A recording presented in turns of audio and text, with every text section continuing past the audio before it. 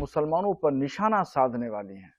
वो हमेशा मुसलमानों पर निशाना साध के बात करते हैं, कहीं टोपी वाले की बात करते हैं, कभी भारत छोड़ने की बात करते हैं, कभी सुधर जाने की धमकी देते हैं, और अब चचा के 30 बच्चे कह करके उन्होंने जो है वो मुसलमानों पर निशाना साधा है।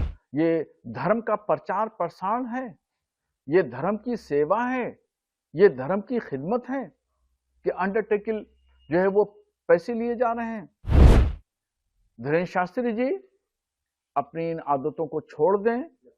बागेश्वर धाम के बाबा पंडित धीरेन्द्र शास्त्री जी कहते हैं कि मुसलमानों के 30-30 बच्चे होते हैं, हिंदुओं को भी ज्यादा बच्चे पैदा करना चाहिए, और वो भी कहते हैं कि जिस दिन तिरंगे में चांद आ जाएगा उस दिन भारत का क्या हाल होगा, वगैरह वगैरह।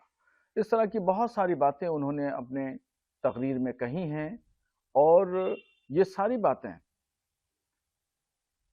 हेट स्पीच के दायरे में आती हैं और बहुसंख्यक लोगों को भड़काने वाली हैं, उकसाने वाली हैं, और वो मुसलमानों पर निशाना साधने वाली हैं। वो हमेशा मुसलमानों पर निशाना साध के बात करते हैं, कहीं टोपी वाले की बात करते हैं, कभी भारत छोड़ने की बात करते हैं, कभी सुधर जाने की धमकी देते हैं, और अब चचा के 30 बच्चे कह करके उन्होंने जो है वो मुसलमानों पर निशाना साधा है। एक धर्मगुरु को इस तरह की बातें नहीं करना चाहिए और भयभीत करने से बचना चाहिए। क्या दुनिया नहीं जानती है उनके बारे में? क्या लोगों ने अखिलेश यादव का बयान नहीं सुना? क्या अखिलेश यादव ने खुद कहा था उनके बारे में कि अंडर टेबल 15-15, 14-14 लाख रुपया वो लेते हैं एक कथा के लिए? ये क्या है? किस तरीके से लोगों की आंखों में धूल झोंकी जा रही है? ये धर्म का प्रचार प्रसार है, ये धर्म की सेवा है, ये धर्म की खिदमत है कि अंडरटेकिंग जो है वो पैसे लिए जा रहे हैं, कथा कहने के लिए पैसे तय किए जा रहे हैं। ये कौन सी धर्म सेवा है?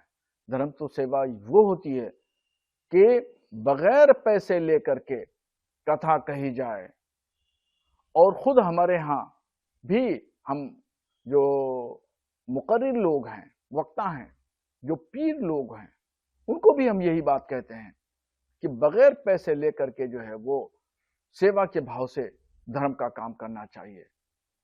धीरेन्द्र शास्त्री जी अपनी इन आदतों को छोड़ दें, और वो उनकी जो जिंदगी है, वो उनकी लाइफ अगर आप देखें तो कारपोरेट अंदाज की लाइफ है, शानदार लाइफ जीते हैं। और ये जिंदगी जो है वो धर्मगुरुओं की नहीं इस तरह की होती है।